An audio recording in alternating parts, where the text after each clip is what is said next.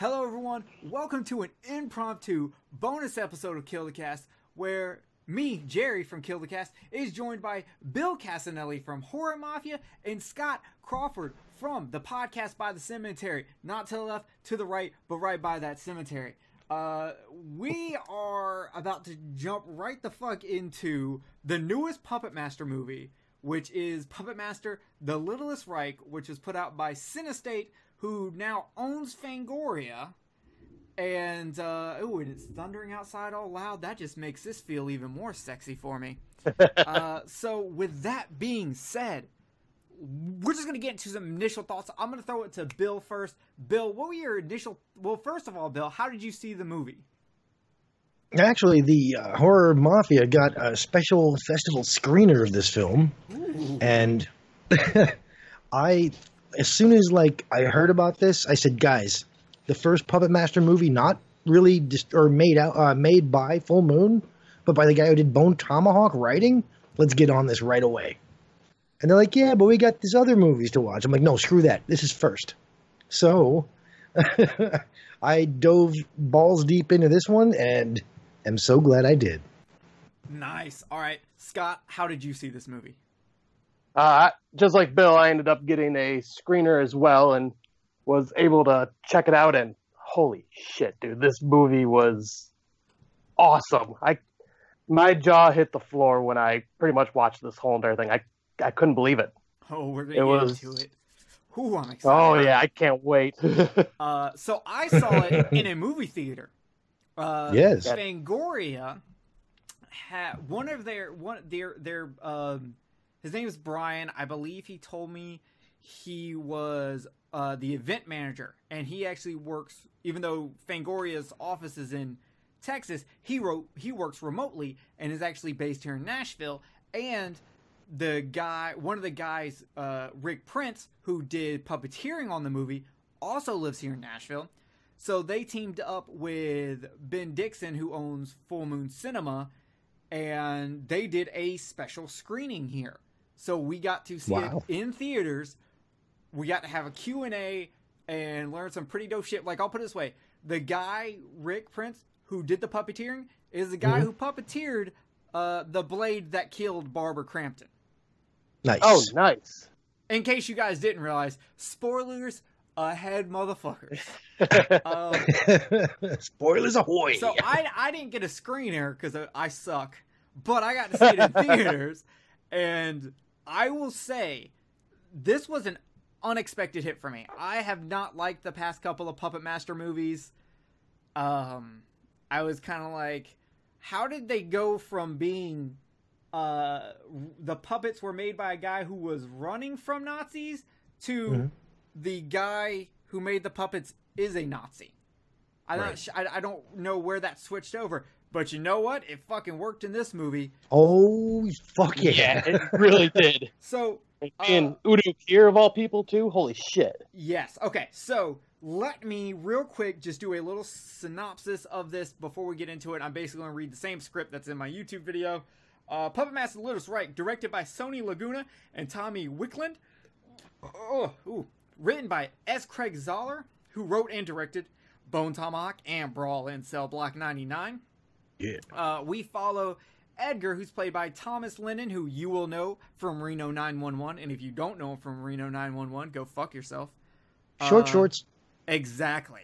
He plays... Thomas Lennon plays Edgar, who works at a comic book store owned by his best friend Markowitz, who is played by Nelson Franklin, who is a Jewish guy who's super into grindcore. That was awesome. Great. When Thomas moves back into his parents' house after his divorce, not only does he find a new girlfriend with Ashley, who is played by Ginny Pellitzer, who, oh my god. Yeah. That scene with the cop talking to her and Edgar, and he's like, how long did she know about the doll before y'all had sex? I'm just like, right? How did he score her? No kidding. Shit.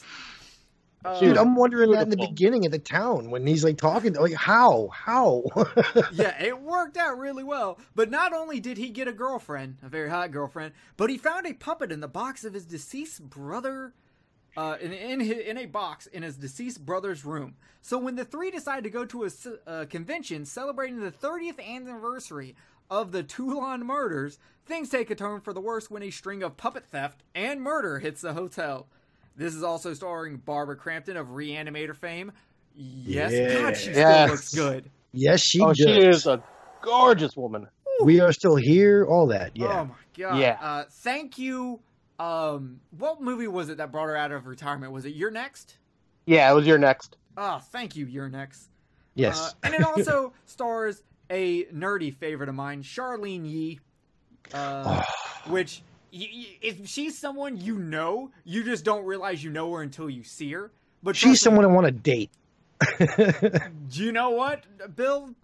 I think you've got a 60% chance. So, okay, let's. Oh man, where do you even start with this? First of all, thank you, Cinescape, for putting out a legit movie. This does not feel like a really cheap cash-in. This has legit actors. It has legit cinematography. It has amazing practical effects. Oh my God, this movie is what has officially given me full faith in Fangoria. And same. The representative for Fangoria said Cinestate does have 4 other movies in production, in various states of production, and Rick told me he worked on 2 or 3 of them. So nice. I think we're going, unless this is a fluke, a first time at bat home runner, I think we're gonna get luckier than Edgar getting Ashley with the future of Cinescape and Fangoria movies. Well, how many of us here subscribe to Fango for the next generation of Fangoria? I plan on it. I've gotta get the money for it. I'm in between jobs currently, but gotcha. $60 for 4 issues a year, not that bad to me. Just because it's pricey, but I took the plunge. It is pricey, but we're talking about what's now a niche market, because who the fuck's buying magazines anymore? Right. True. It's 100 pages, full color, and it's like I said in my YouTube video, it's us supporting the horror community. When you buy a Scream Factory, when you buy an Arrow, when you go see an Adam Green or Joe Lynch movie, when you subscribe to a Patreon of a horror podcast, when you buy Fangoria, you are supporting the horror community. You are giving back to what is making this thrive. And look, because we all know you're downloading some shit illegally and watching it through your fucking bootleg Amazon Fire Stick through Kodi. Look, I know you're gonna do it. That's fine, but you still gotta throw money somewhere. Okay, don't throw it all in your mouth when you eat McDonald's. All right, fucking cash. I know that's the beauty, and that's the beauty about Fangoria too, because only horror movie fans seem to be huge collectors of physical media of any form. So it does seem right that most of us would be going right for Fangoria to support them and get their magazines. That's a really good point, dude. Other than the horror community, who else do you know who collects VHS or laser discs there, Mr. Jerry? Or, I'm seriously, who else does this but horror fans? You're right. Right, we got a strong community. And in fact, I never see a just action movie fan collecting VHS, but I'll see a horror fan who will 100% buy Arnold Schwarzenegger's Commando on VHS. Sure. Right. So yeah, much love to everybody who's in the community. So yeah. Yeah, and we wear, I can look behind Bill right now and there's a Friday the 13th poster. You look behind me right now, Friday the 13th poster. We live and breathe this horror shit, and Puppet Master the Littlest Reich understands that, because they did everything right in this movie. So, Bill, what were just a couple of your favorite things about this movie? Well, firstly, I thought that this movie harkened back to the first and second movie, in that the puppets were not the good guys. They're killing motherfuckers. Right. They were killers. That's what made the first 2 movies so great. Don't get me wrong, I loved 3. But it was like a justice movie. It wasn't more like they're serial killers. This one, nope, they're right back on a full-on killing people. And you know what? Killing people, because Why the fuck not? Because they're gay, because they're black, because they're whatever. I don't care. It's not about political correctness. It's about killing people. I actually thought it was really how much they went deep into the Nazi symbolism. They went into, hey, these are hate crimes because they killed someone of gypsy descent. They killed a Jewish couple. They killed a lesbian couple. Right. They killed a gay dude. They killed a black woman. Like, they go all out. They don't hold back. They're like, yo, these puppets are bad. So they're killing like a Nazi would. That's my point. To do. Right. It's not a politically correct movie. And that's what I want to see. I want to see stuff like this because they're bad guys. And how do you make a bad guy bad? You make him despicable. And that's what they do. They kill people just because of whatever they are. So it's a hate crime. I love that about this. Yo, so, yes. Man, all right, Scott, what's one thing from this movie you really loved? Well, I was a huge fan of the Puppet Master series, even up to part 5. Like, I love 1 through 3, 4 and 5 were entertaining watches. After that, I just dropped off too.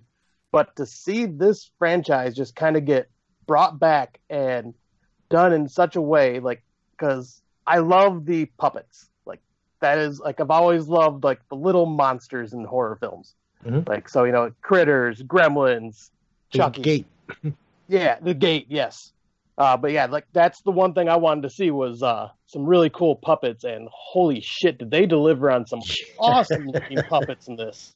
And not only just that, they did variations of puppets. Like, there's like 4 different versions of Blade in this movie. Yes, I was going to bring that up too. Is one of my favorite things is that there's not just one Blade, one Pinhead. No, there's multiple versions of these same puppets, which is awesome. Because the one guy's like, mine had hair or whatever he said. Mine had hair, so that's not it. Dude, that right there says he's mass producing these. Yeah, they even say they had like 63 or 64 different puppets. Sure, that's scary right there. With 30 of them, at least 30 of them being at the convention. So that, like, Scott, you're right. The amount of puppets in this were fucking fantastic. And the fact that they were all practical was even better. Rick said there is very little CGI in this movie besides removing strings or poles. In fact, even when they jump out the window into the dumpster, that was real. They jumped out the 3rd floor into that dumpster. Damn. That was them, or was that stunt guys? Yeah, I thought those were stunt guys. Well, no, it was stunt guys. I'm saying they didn't use like CGI to enhance it or anything like that. That is a practical effect. Okay, gotcha. Yeah. One of my favorite things for this movie was the dialogue. The dialogue was so on point. It felt like sitcom dialogue. Where it was like Clerks, right? Yes, like Clerks. It was just snap, snap, snap, snap, snap. But it wasn't overboard. Like, of course he's making these comments. He works in a comic book store. He would have these kind of responses. Like, and then, like, the characters in general, even though they don't give tons of backstory on them, you learn enough to identify with every character enough that even when the small ones die, you're like, oh shit, that's the blonde from the bar who wrote Yuck. Like, yes. Now she's getting fucked up. Or, oh damn, there goes those 2 stoners. Yeah, oh, that part was awesome. Dude got fucking his head smashed by a fucking what looked like a motorcycle engine, I believe. But I think Rick said it was a motorcycle engine. Fuck. Like, dude, that was just brutal. Oh my god, like, there are so many good kills, and some of them are fucking overboard. Like, there's I'm assuming he's gay, but he's definitely an alcoholic, and he's on the phone with, like, his mom or something saying, oh yeah, the one with the guts coming out? Yeah, I haven't had a drink in forever, as he takes a drink. Yeah, as he's guzzling. Like, he gets his fucking stomach just sliced open, and, like, intestines fall out. Like, it's brutal. I wanted to see some alcohol come out of that. I was like waiting for like the whatever he's drinking to like pour out. I did assume that the blood that was coming out of his mouth, because it was so dark, was because there was like alcohol in it. But who fucking knows? Yeah, that could be. But yeah, it don't matter. That fucking scene rocked. This script was fucking super tight. The story was good. It was dark. The dialogue was on point. Like, this dude who wrote this obviously he wrote and directed Bone Tomahawk. Bone Tomahawk and Cell Assault. Block in 99. Yep. Brawl and Cell Both Block in 99. fantastic films. Oh, Brawl, not Assault. Yes. Yeah, Brawl. I can't wait to see what he does, because right now, everything I've seen by him, fucking fantastic. And the fact Agreed. that one of my favorite things in this movie is the script, dialogue, and story makes me just go, I am on board for anything this guy does. Well, was Bone Tomahawk not your favorite of 2014? I didn't watch it until 2017. Oh, wow. Okay. Dude, I'm terrible at watching movies the year they come out, much less when they come out. I'm horrible at it. The only reason I got to see this is because it was in a theater that was a special screening that I go to a lot anyway. So I lucked out. Right now, this is like my favorite movie of 2018, and that tells you how many movies I've seen in 2018. Though I do see this being on a lot of people's top 10 list for the year. It is. Oh, it's definitely going to be on mine. It is everything you want in a horror movie. I'll put it this way: this is, as for fun goes, this is an 80s horror movie without a yes. And Udo Kier's burn face. And just the way he way he's acting too. Dude, that is the just opening great. scene with the girl driving. Oh my Losing god! her head. Oh, perfect. Oh my god! Well, I'm just. He's like, When are you the two girls are even making yes, out in front of him, and he just kind of freaks out and leaves. Homosexuals. He's like, are you just homosexuals? Which bothered me because I was like, didn't you say you were French, motherfucker? Right. What are you talking about? Then we find out when they go on the tour, when Barbara Crampton is giving them the tour of the Tulane Mansion, and they're like, yeah, these beds had women tied down on them. You notice the hole in the middle and the bedpan underneath? It was pretty fucking horrible. Like, it's like, oh that my was God. fucked up. Like, I want to see that movie too. Fuck it, Martyrs 2 right now. Let's go. Oh, shit. Yeah, Udo Kier starring that too. All right, I'm down. Yeah. Bill, did you have a favorite kill in the movie? I did. It was not one I wanted. It was one that I didn't like the most, actually. The one I hated was the one I liked the most because I didn't expect it. Was when that really cute little Japanese girl jumped out the window. Oh. I did not see that coming at all. And I wanted her to live so badly. I wanted her and her dude to live. Even Right. Though, Me too. Like, but after she died, I didn't care about him. He's dead. I'm like, fuck him then. I don't care. Once they were both dead, I was like, fuck it. I'm focusing on Edgar and Ashley. Yes. That's all I've got. Right. Scott, did you have a favorite kill?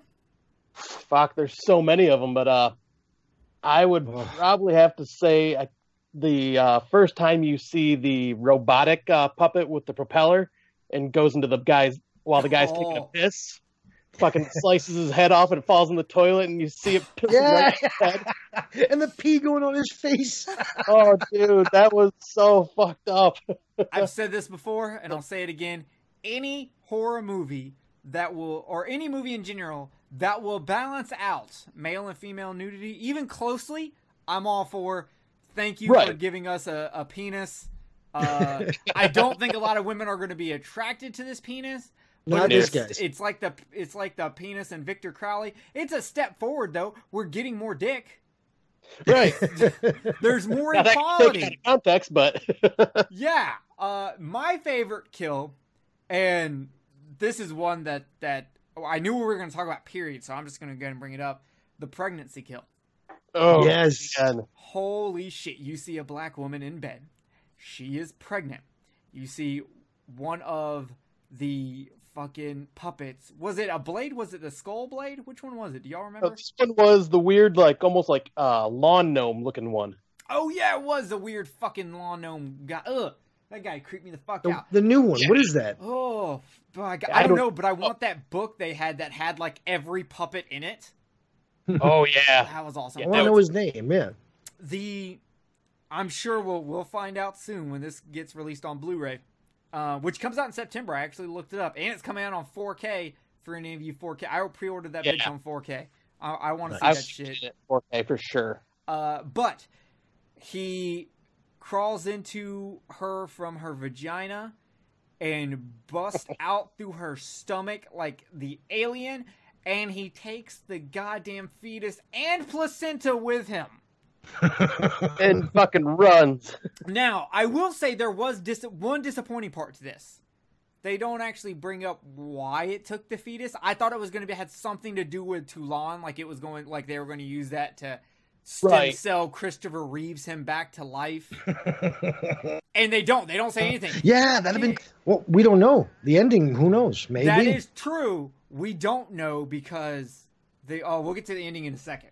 But that scene, I was like, were y'all sitting there the whole time like, they're not going to do it. They're going to do some cheap kill on this pregnant lady. Yep. Yeah, I thought they were going to cut away and everything, too. And nope. No, they showed everything. Oh, my God, do they... Oh, they fucking... They delivered. In. Oh, and then there's another kill where one of the puppets, which is a baby Adolf Hitler puppet... Oh, yeah! Climbs in to this Iggy Pop on steroids looking motherfucker and controls his body. Dude, that was fucked up. Especially when they, like, him in the back, like, when they're trying to, like, get him out. Oh. Yeah, I thought he was like the guy who played Sexhead. Not Sexhead. What's the other one? Deathhead in 31. Oh, yeah, and fucking 31 Reasons to Kill Myself instead of watching this movie. I remember that movie. I really thought it was him at first. No, some like fucking guy who looks like he's in Die Hard 2, just sitting there in the background. Everyone's like not even looking at him twice. Yeah, it was fucking. Oh God, there's so much in this movie, and the ending to this movie is dark, and uplifting, hopeless. And like, how does a movie make you feel good with hope for a character when he got the shittiest end of the stick? So yes, he did. Edgar and Ashley drive to the mausoleum, which is on the Toulon property, and they crash into it, and Toulon comes back to life as this shambling zombie that walks much like Tarman from Return of the Living Dead. And it had, like, vines and roots growing from him and shit. Yeah, he looked like Jason's dick in fucking Part 8. Almost 30 years later, come on. Yeah, that's true. But he comes back to life, and he's choking out Ashley, and Ashley's like, yes, daddy, harder. And Edgar's like, I'm her daddy. And hits zombie Toulon with a metal pipe. And Zombie Toulon just goes, oh, okay, I guess I'll leave. And I'm sitting there like, what the fuck? He beat him by hitting him once and with a lead pipe. I know Nazis are bitches, but Jesus. Right. But no, Toulon grabs a fucking gun and blows Ashley, like fucking shoots Ashley in the head. Mm-hmm. Yeah, and then fucking brains pop out. Dude, that was a fucking Luger. A Luger doesn't do that. Anyway. It does if it's fucking risen by the blood sacrifices of Jews, blacks, gays, and gypsies. The magic all the hate crimes of the world. Yeah, apparently hate crimes. crimes. That one bullet. Yeah, Hitler was fucking up. He wasn't sacrificing them correctly to power his Lugers, or else we would have lost World War II because every Luger would have been shooting hate-sized cannons out of them. Yeah. We would have all been fucking dead. But the fucking gore that comes out of her head is huge. Oh my God. Yeah, it is. That's a big blood splash. Even though it's not realistic to a Luger, according to Bill. I won't speak. Right. He's know Italian, nothing. so he has like an altar to Mussolini, so he probably I know has some of the axes, yeah. He's part of it. But so I'll take his word on that. But that's something like in this movie, who gives a shit? There were blades are only like 1 inch, but he's cutting like people's heads off. And I'm like, yeah, whatever. My dick's 1 inch and it can do that, so I believe this 100%. So after Zombie Toulon shoots her in the head and Edgar's just holding her crying, he just walks off into the woods. And, he's like, I'm done. And draws a comic book. And then we get the Creepshow comic book reveal that Edgar has written this down into a comic book which is the second interpretation of his.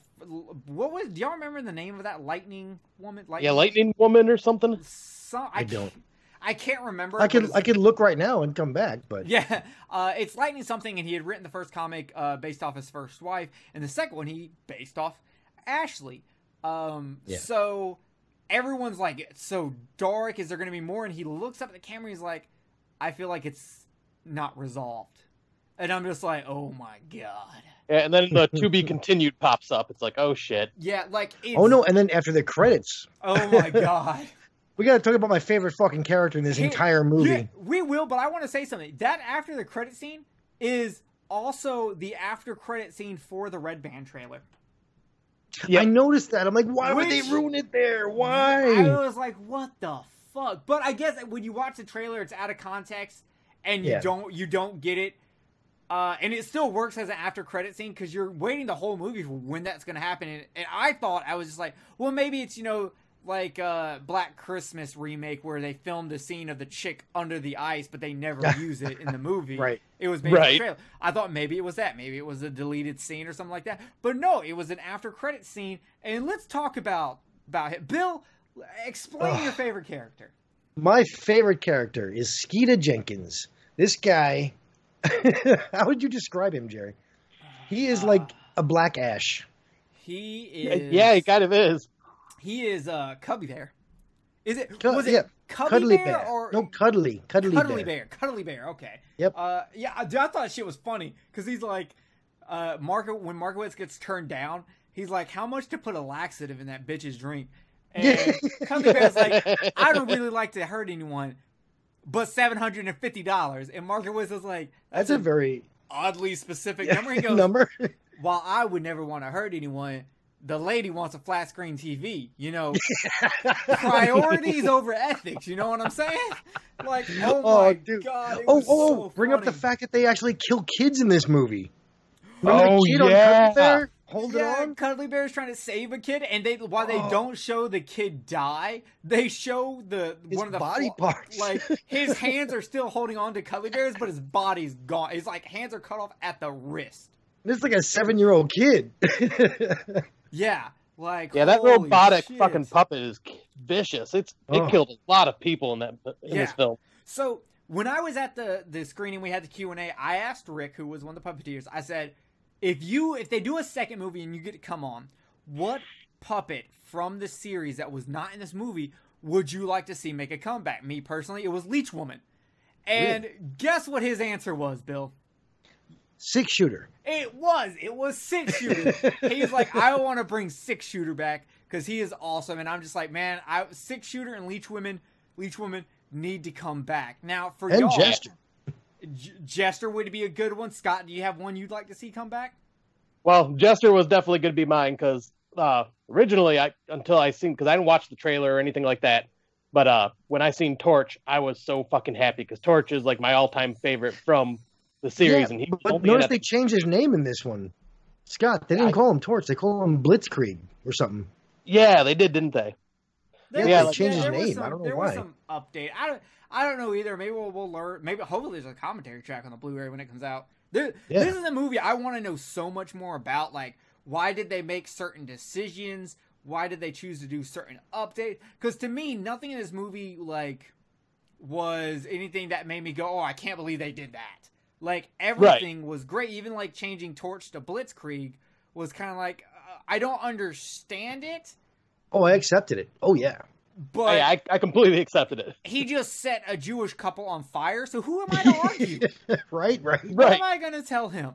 And let's talk, man, I will say the plot for this movie is genius. Have one, I don't understand how this happened. I figured Toulon would have had some kind of person who was alive to pull strings to make this happen. But no, somehow from the afterlife... pull strings, nice. I saw what you did there. Yeah, somehow from the afterlife, he planned a 30-year reunion that would bring all his puppets back to him because everyone would be there to sell them, to auction them off because they're pretty prized pieces. I don't know how he looked on eBay from hell and was like, oh shit, look how much Blade's going. Pinhead goes for how much? fuck me, I'm Dime Bluer and all these motherfuckers here. And they do. Everyone shows up, and it's fucking great, man. It's just a plot that I would have never have thought of this in a million years. Like, yeah, because it was a great way to build the body count for this, like putting it in a convention like that. Because there's so many people. That's just an awesome way to build the body count. Yeah. Even a lot of the off-screen deaths were great because instead of us seeing how they died, we saw someone finding them and reacting to them. There's this lesbian couple where one of the lesbians is killed in the bathtub and the other bigger lesbian breaks in the door and finds it. And you're like, you don't even care that you didn't see that death because the reaction she has to it was like, holy shit. Yeah. Agreed. Yeah, because we didn't even really get a chance to talk about it much, but Barbara Crampton in this too. Just once again, fucking killed it. Not too long, too long. Oh my god! And she looks so good. She does. She's still hot. Yeah. What is she, like 60? Christ. I don't know, but she is beautiful, and she can still act like no one's business. When she's doing that tour, it was hilarious. Yeah, she was just being a tough ass throughout the whole tour.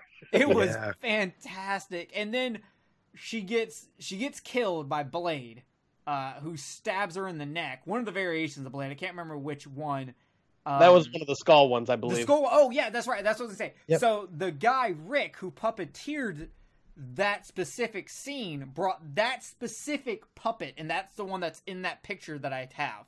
Oh, so that one touched Barbara Crampton's That neck. is a screen used puppet that was used in that scene. Yeah, I am so jealous that you got to actually hold that. That's awesome. Yeah, I'm more jealous of David Gale's face from Reanimator. I want to touch that. Oh yeah. The question is was that scene in Reanimator worth the divorce? I think so. They're right. Yeah, I think it would be. so. Oh my god, Barbara Crampton is one of there's two females in horror movie history that I feel do not get the amount of love they should. When people always talk about Scream Queens because they're always talking about Final Girls, fuck that shit. Barbara Crampton and Felissa Rose all fucking day. Nice. I got to kiss Felissa Rose. You know that. I know. I watched it. And I jacked off to it. It was very odd. It felt weird.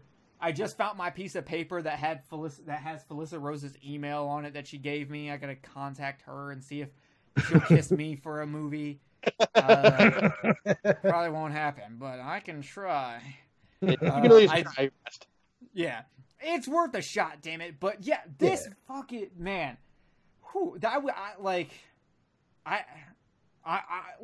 it blows my mind just trying to think. I want to go and watch this movie again right now.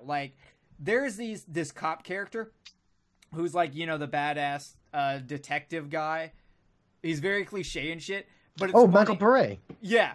He does an awesome job. I love the scene of him and Edgar kind of going off on each other, and Edgar goes, "My dad was an asshole cop. This doesn't scare me." And the guy's like, "Oh, shit. Okay. Cool." Yeah, you know who that is, right? From what's it called? The moon, full blood moon, no, full moon, or no, always a werewolf. What the hell is that called?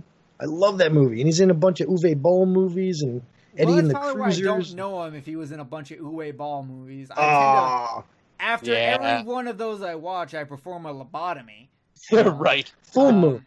Full Moon, he was called. Yeah. Do you know how I perform that lobotomy? I watch Bad Cop, No Donut. I'm sorry, Dirty Cop, No Donut. Oh. I forgot because I lobotomized myself after watching it. I don't blame you. It's all right. Go check out the Horror Mafia 1-year anniversary show to hear me wax intellectual about a movie where Bill gets his dick cut off.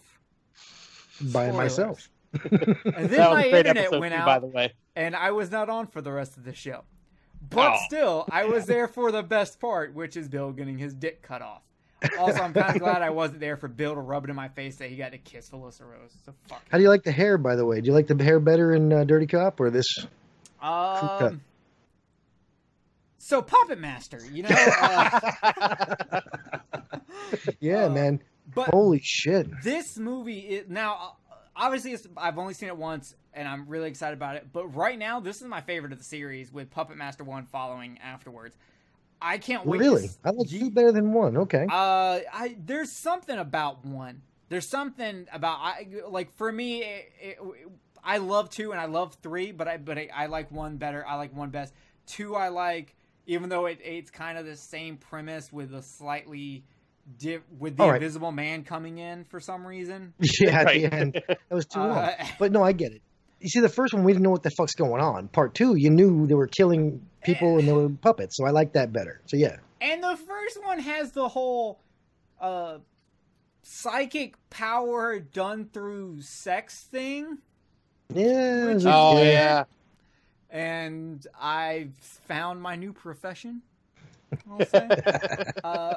But yeah, this movie is it's never boring. It's about an hour and a half long. Never boring. Is it even an hour and a half? It's like an hour, 25, hour 27, something like that. Yeah, it's like really, really short, but it goes by so fast, even worse. Yeah, it just goes.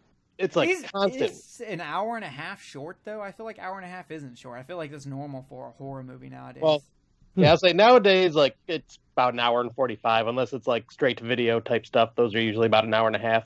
Okay, fair enough. But yeah, and this one was not made by Full Moon, but of course, Full Moon got paid for it. Charles Band is not going to go without getting paid. You see his notes and all the.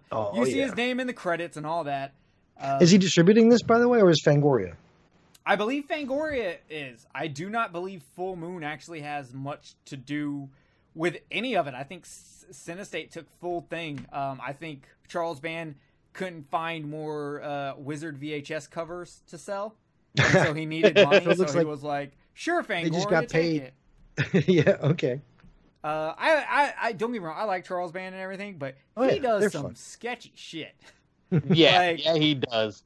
What? I'd like to do a podcast one day just called Charles Band Does Sketchy Shit. If you do, let me know. I was in on a conference call with him and my friend Tom Devlin. I will call you up. I want to get on that. I'll tell you some sketchy shit. Anyway. Office meeting call sketchy shits with Bill. Perfect title. This move, all the characters are great. The fucking grindcore jokes fucking killed me. Oh, dude, those were great. Being a metalhead, I appreciated it. I didn't mean to make this conversation go sad. Grindcore wouldn't have let this conversation go sad. My God. I want to watch this movie right now. When I get this movie on Blu-ray, I'm going to find a way. I'm going to do that rabbit thing where you stream it online and people watch it with you. Over and over. Just 24 hours. 100. I have to do that. It was so fucking good. So does anyone have any, what other things y'all want to talk about from this movie? Oh, man, but it's so much. There's so much that it's hard. My brain is scattering as I jump through everything. There's this parking lot massacre. Dude. That was crazy. Brutal. So many people died that I can't wait to rewatch it. Because, Rick was telling us, because Rick is in there somewhere as a dead body that gets stepped over. And he was like, the greatest thing about that scene is just watching the background. And you see random people getting killed in the background that it's not even the main part of the shot. It's just this guy's trying to open up the door to his car and gets fucking slaughtered. Yeah, I think you summed it up really well by saying it's like an 80s movie. And I'm kind of glad that the practical effects are getting a renaissance. Yeah. Because we need it. I think horror companies, especially someone like Fangoria, they know their audience. They know that we will accept practical effects that look shoddy just to have practical effects. No one's ever watched any of the Victor Crowley Hatchet movies and been like, "Oh my God, that looked real." No, but you know what did that? It's so much fun that you don't care. But that's the thing. This movie and Bone Tomahawk. Bone Tomahawk, if I see it again, I'm going to cringe. It's so realistic. It's gross. Where this one is just so much fun. So the difference between realistic but they're both practical. And they both are awesome. They both do the same job. Yeah, I'm definitely glad to see practical make a comeback. And I hope more horror movies coming up will bring back practical, and not just indie movies, because The Void was indie and they used a lot of practical effects. Sure. there are really good practical effects happening. I would love to see a more mainstream movie get some practical effects, because it had a lot of CGI in it, but it also had some practical effects, which was pretty dope. But like, I want, you know what I want? And I said this on Twitter the other day. Someone asked, if you could have a horror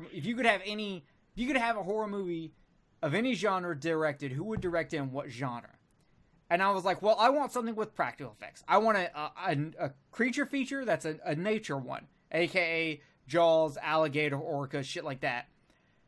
I want it directed by Adam Green, because I would love to see what he would do with a creature feature, because creature features rely heavily on horror comedy, which he's fantastic at.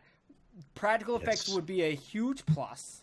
I want to see it, because apparently there's a alligator or crocodile movie coming out with the guy who directed Piranha 3D and the Hills Have Eyes remake. Oh, really? Oh, Alexander Aja? Yes, I hear he's doing a movie where apparently it's like a flood or something happens and someone gets trapped in a room with like an alligator or something. Interesting. So kind of like a more localized version of Bait 3D. So, wow, I haven't seen that in years. I love that movie, but it's great to see the practical effects in here. I hate seeing CGI blood splatter. I can't say that. That's one thing that you CGI whatever you need to CGI. You do not need to CGI fake blood splatter. No, there's no need for it. Like, you're telling me you can't get a super soaker and fill it with red dye? Get the fuck out of here. They could, but they probably can't find an actress who's like, oh, go ahead and do that. Or CGI it in, because I won't do that. Look, I'll show my tits, but you're not putting fucking liquids on them. I got out of that industry for a reason, director. Right. I'm just kidding, guys. But, you know, Kat, are you serious? I'm trying to talk about Puppet Master and fake blood on titties, okay? Speaking of fake blood, he had to come in. Yeah, apparently. And by the way, gentlemen who want nudity in their horror movie, there are two, count them, two sets of titties. Yes. A real pair and a fake pair. So no matter which one you like, I prefer the real pair myself. Me too. Oh my God. I'm sorry, but like, this is going to be too much information. But topless short hair chicks, oh man, you get my emo heart going. I was like ready to listen to Taking Back Sunday right then. Like, it's going down. I started singing Fall Out Boy, Sugar We're Going Down. It was happening. And then of course you have the fake tits chick who was a blonde, who looks like, when I saw her, I was just like, oh man, it's like looking at Leanna Quigley in the 80s. Oh yeah. Just that like she had a very 80s fake 80s body. It was really like, it had me going. And they have her like her boobs pressed against the glass, and I was like, I don't know what's gonna break first, the glass or her boobs. Y'all better calm down. Then she gets all pissed off because one of the puppets cut the dude's Achilles, which, by the way, that was cool. It's cool. I can't stand watching those. Like, ever since Pet Cemetery. Oh my God, it fucking that, and like when people shove shit under fingernails. See, none of that bothers me. What bothers me is a fingernail going backwards or like a tooth coming out. That shit gets me. Like, you must love that scene in Old Boy where he's just taking the hammer, popping out. Oh, that hammer scene. Fuck me. Yeah, those two things I don't like. Like, remember The Happening with the fingernail going backwards when she's trying to pry the door open? Yeah, shit like that. Oh my God, it's fucking but yeah, like fucking and that chick gets stabbed in the chest like multiple times. Oh yeah. By one of the Blade was just going to fucking town. Yeah. Holy shit. I like that scene where Pinhead punches through the window, and hits Barbara Crampton in the face. Oh, the jump scare. Knocks your fucking cold. That was great. Rick said he also did that. The puppet part, not the fist part. He the puppeteering part. I'm sure they had a stunt person do the fisting. They would not let Barbara Crampton get fisted by a puppeteer, guys. Don't worry, they're professionals. Right. You wouldn't want that for Barbara. Poor Barbara. man, I'm trying to think of more shit to talk about in this movie because there really is so much. But I need to see it again.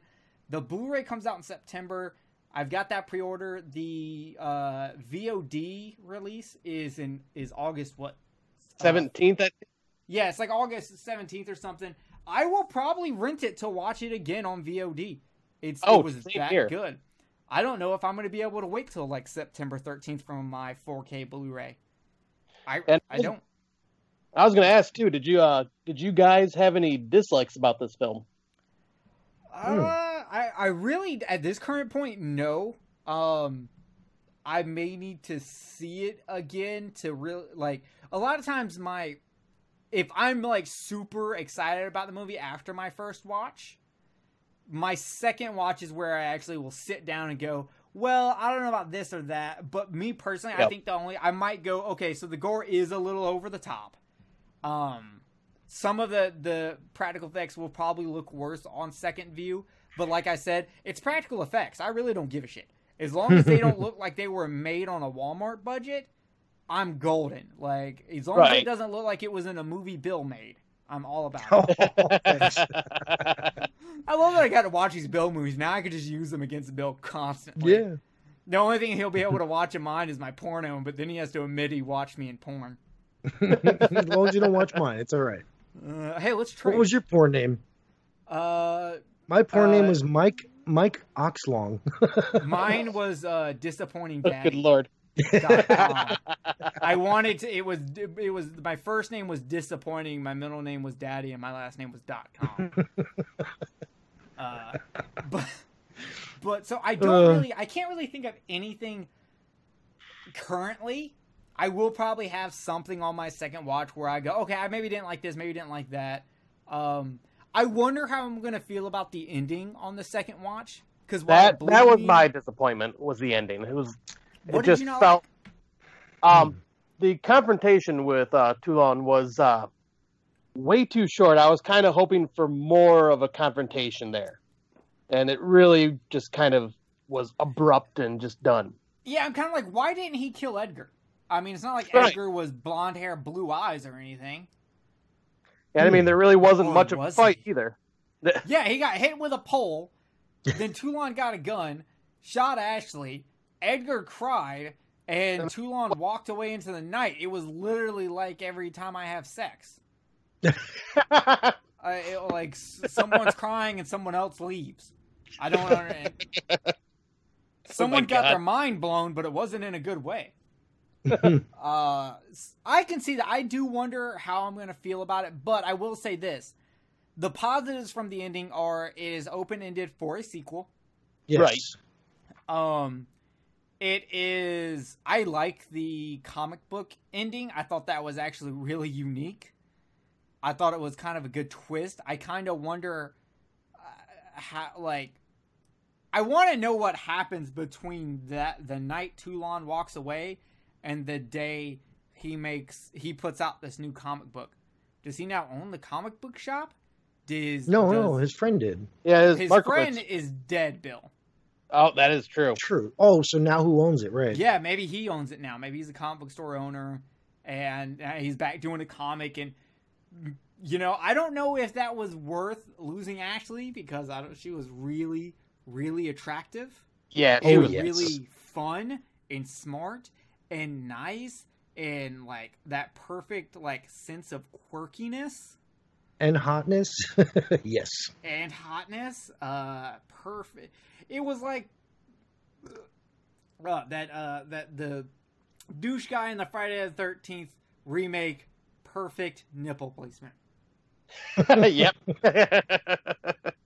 Perfect nipple placement, baby. Sorry, I watched that the other day because Adam Green and Derek Mears put out a commentary for it. So yeah, nice. I saw that. Yeah. I had to watch that. Oh, I have something disappointing for me about this movie was the way they introduced the friend who owned the comic book store. Like, the dude invited himself to go with them and be like, no, fuck you. Right, we're going to go on this nice weekend together. Yeah. This guy's like, no, I'm coming too. No, you're not. You're just my boss. So I think the only thing I can think of is like how this guy was portrayed at first, and then you wind up liking him. Yeah, then you find out they are friends. Yeah. And it's more than that. But you're right. I do love when he's like, do you know any 7.5s you can hook me up with? I'll go Right. with I a was like, strong dude. 6.5. Yeah. I was like, what a dick. I was like, this is hilarious. And then he brings it up again at the tour or whatever it was. Yeah. That's what I mean. They portrayed him as such an asshole. It's like, why would you be friends with this guy?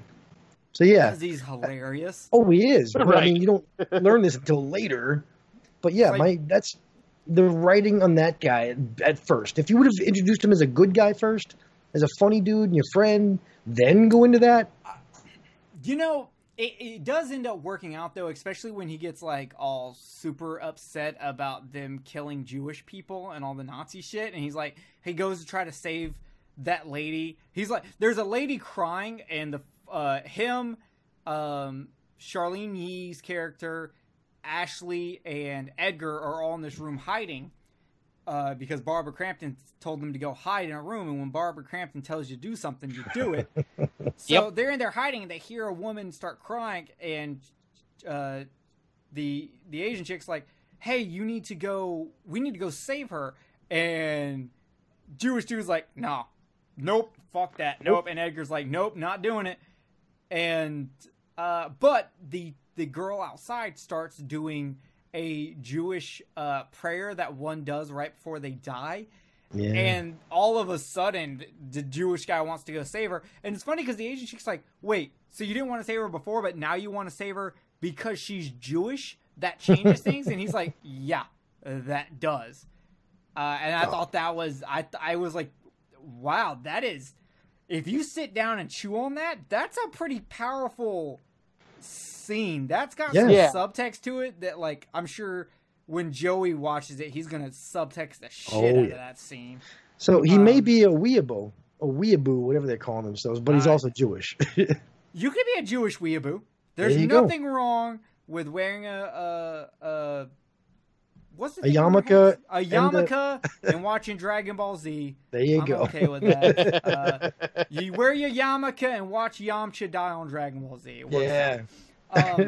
But it's just a really powerful scene. Of course, they go to save that chick and find that there's a puppet that is basically how would you describe? It's a jumping robot, and it's like a almost like it's on a pogo stick. Almost like it has like metal frog legs kind of thing. Yeah, it was smushy. You know what it's and like? the frog. When you do, we'll get to when you jack up something and it's got the interlacing metal pieces that go up. Like it was almost like that going up and down, like what the stages in the original Donkey Kong game are built out of. Right, like a big jack. Yeah, like a big jack like spring thing. Yeah. So he kills that. There's also a frog puppet that looks awesome. Dude, that's a new. I love that one. I want to know that one's name too. What is that? That reptile thing. Yeah, because didn't it like shoot out like poison darts or something? Yeah. Yes, and acid and shit. It's crazy. Yeah, you only got to see it for that one scene, I believe. If I remember. In the car, yeah, that was it. I was like, oh, I want to know more about that puppet. I hope his name is Froggenstein von Baron. Yeah, and then another thing that the way these puppets attack too it reminded me of a Siege film because you had like all the tunnelers like drilling holes in the walls. Yeah, they were coordinated, right? Yeah, they were very coordinated. That was awesome. Dude, anytime they drop from the ceiling on someone, it's fucking awesome. They do it like 2 or 3 times, just like they drill through walls like 2 or 3 times. Never once are you just like, really, again? Every time is awesome. They use it enough without going overboard. And it's all the same puppets doing the same thing. You're fucked. Yeah. Oh yeah, you have nowhere to hide. It's realistic to how they're all going around, and it's crazy and it's funny because when the action starts in this movie, it's because people start noticing that their puppets are gone. Do not call them dolls in this movie. You will get lectured. They start noticing they're all gone, and that's when people start fucking getting killed as puppets start coming out of the sides of rooms and under beds and start just fucking people up. Yeah. It is awesome. Here's a question for you. Remember the dude that worked at the hotel? Not the bartender, not Cuddly Bear. The white dude? Concierge or whatever his name was? Yeah, him. He was about to say something to the cop. He goes, yeah, but you ought to know, I think he was going to say he was gay. Just gay? Again, we already had that, though. and we had Jewish, and we had everything. I don't know. I think that's why they didn't say it. It was yeah. because at this point they had already hit almost every single possible every demographic that the Nazis hated, unless he was going to say, "Well, I'm Polish." Yeah, you know, might have been. like I don't know, like gypsies check mark. I mean that was a far off one to throw gypsies in there. So gypsies check marked, homosexuals check marked. I guess I'll just say black because I mean I guess they weren't specifically African American, just black in general. Mm-hmm. Jewish people, I mean they were hitting everyone. So the only thing I could say is that he either was going to say he's black or he's Polish. Black. I mean gay or Polish, eyes. not black. Fuck, gay or Polish. That's really the only things he could have went to. But I will say this. I'm not one of those people that are like political correctness is ruining the world. While I do think it goes too far in an outrage culture. I'm not one of those people. But I will say that I will say they were pretty brave for making this movie in this day and age. Yeah, that's why I was thankful, man. Like, we can still do this kind of humor, guys, and I'm sure people will get upset about it. But here's the thing. They never once did anything in a bad taste. It was Nazis killing people that Nazis would have killed, and you have to, like, remember me as a Jewish hero, right. Like, oh no, I agree. I totally agree. There's nothing offensive about any of the demographics they were targeting. Like they didn't like the black guys coming out like juggling watermelons, and the gay guys like blowing each other. No, it was just because they were black. They didn't actually use that many stereotypes to that's show right. their they really didn't. Right. That's why I'm wondering what that guy was going to say. I think he was going to say gay. Oh, you know what? I know who it would have been, because you know who would be added to their list nowadays if Nazis were still around? Furries. He was going to admit that he was furry. a furry. That was the next convention next week. The furry convention. He was a furry, and I just don't. I feel like Hitler would not like furries. I just feel like he would be like, guys, no, round them all up and kill them. Either that, or he was going to say he's a juggalo. I don't. One of those two are getting killed by Hitler. Which means Violent J was going to have to hide his daughter because she's a juggalo and a furry. So, oh, man. Lord help her. But I mean, they hit every. That's one of the things that impresses me. They hit all these different ethnics and cultures without stereotyping them. Right. You didn't have to show the black lady who gets killed anything. Then she's just a pregnant black lady that was there to sell her puppet. Right. The Jewish couple talking about why some Jewish people collect Nazi memorabilia. Oh yeah, that was kind of neat. That was really interesting. Like him saying, well, we collect it because now we get to be like, you thought you were all powerful. You thought you were all that. And guess what? Now you're just memories and trinkets we collect because we're bored. Well, the only thing that noted that they were Jewish was that the guy had a yarmulke on. Yeah. You would never have known until they... Yeah, that's it. And literally, they could have left that out. He didn't even have to wear that. He could have had that off, and they could have just brought up the whole Jewish collecting thing. True. And it would have worked just the same. But it was a nice tip of the hat. Just like, in fact, the gypsy guy, you don't even really know he's a gypsy until Edgar Googles his last name. Like, oh, it's a gypsy last name. Yeah. Mm-hmm. You know? They don't shove it in your face. So I'm not sure what gypsy stereotypes are, because the only thing I know about gypsies is from the original Wolfman and Snatch. So unless they pronounce dogs dags, I don't know. If they come up to me and be like, I like dags. You like, what? Dags. Oh, dogs. Yeah, I like dogs. Like, I'm not going to know they're gypsy. Right. It's just not going to happen. So that is something they did wonderful.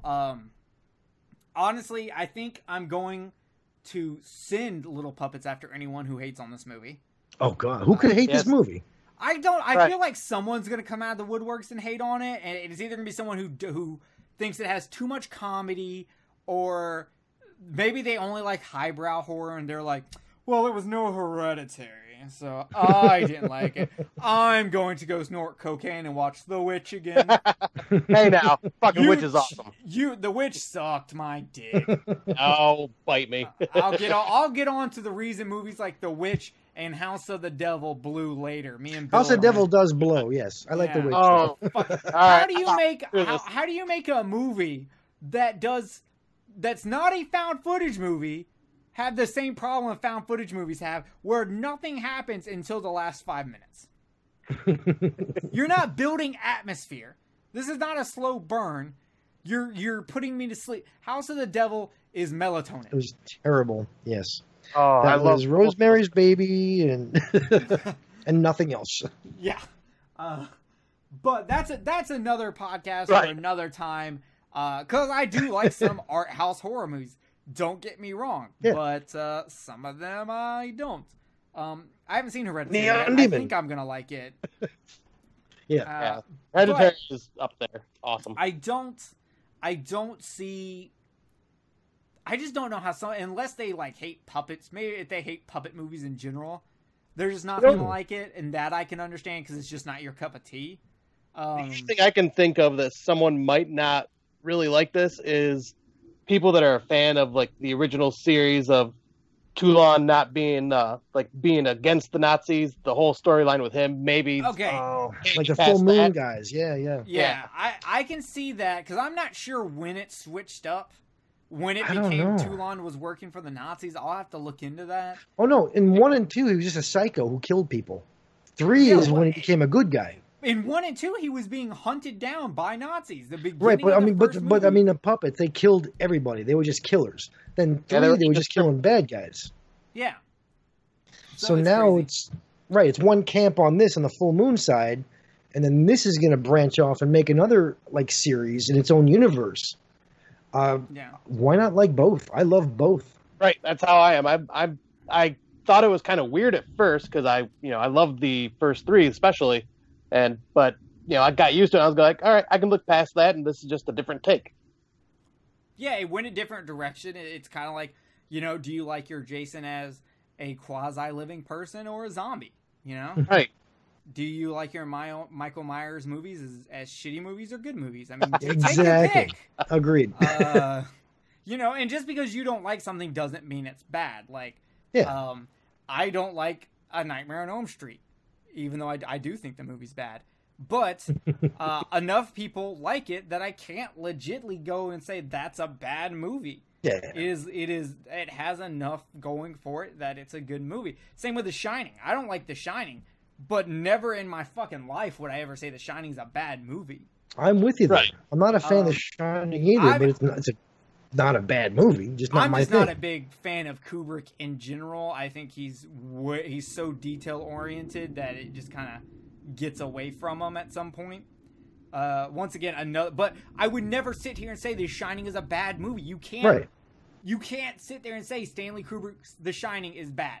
But there are some movies we can say that they're bad, like Manos: The Hands of Fate. It's a bad movie. Unless you're watching Mystery Science Theater version, then it's a good movie. So yeah, with that being said, in a second here we're gonna say our goodbyes and drop links to our shows and all that kind of stuff. But in our final thoughts on Puppet Master, if you haven't seen it, well, we just spoiled tons of shit for you. Yeah, we did. So go see it, even with the spoilers, because it's a fucking fantastic ride. If you did see it, tell us what you thought about it, whether you're posting in the Kill the Cast group or the Horror Mafia group or the Podcast by the Cemetary group. Tell us what you thought about the movie. I want to know, what did you not like about it? What did you love about it? I can't wait to hear people's opinions of this movie. So check it out on VOD. So as we were recording that ending, my power went out. It was thundering here already, and it turned my power off. In fact, I'm recording this with no power. Thank God for laptops, I guess. But with that being said, I just wanted to close this out real quick so we can get this out. Thank you to Bill Calcinelli from the Horror Mafia and Beneath the Zenith podcast. And thank you to Scott Crawford, who is on the podcast by the Cemetary and also writes many different horror articles you can see on pophorror.com. Oh, and Bill wanted me all to tell you, Cuddly Bear deserves his own spinoff. And I, of course, am Jerry from Kill the Cast, which is where you're hearing this from. But thank you to both of them for just randomly jumping on here and doing this with me. We were just kind of talking on a Facebook comment thread about the video I had uploaded to YouTube about Puppet Master, and I kind of was like, guys, get on and record it with me right now. Let's talk about this movie. And we did. So, bam, there you go. Impromptu Puppet Master, the Littlest Reich recording. Thank you to Fangoria and man, just thank you, Fangoria, for coming back, for making this movie. The company that bought you is amazing. They're doing amazing work. We're glad you're here. So anyway, that's it. Please support this movie, whether you get it on VOD in August, go see it in theaters in August, or buy it on Blu-ray or DVD in September. Please support it. It's amazing. Go get you a Fangoria subscription. Pass up on the new Call of Duty game and get a damn Fangoria subscription. You know they deserve it more than Call of Duty. You'll be able to get Call of Duty in 3 months for $20 anyway. Quit lying to yourself. You know you can. Go play Fortnite for a little bit longer. Anyway, thank you for joining us. You can check us out on YouTube, Twitter, Facebook group. Links for all of this, including links to Horror Mafia, Beneath the Zenith, and the podcast by the Cemetary, will be in the description. Thank you for joining us for this short bonus episode that is just kind of out there. I don't know what I'm going to call it or whatever, but it's going to come out. Thank you very much. Have a good day, and watch out for puppets.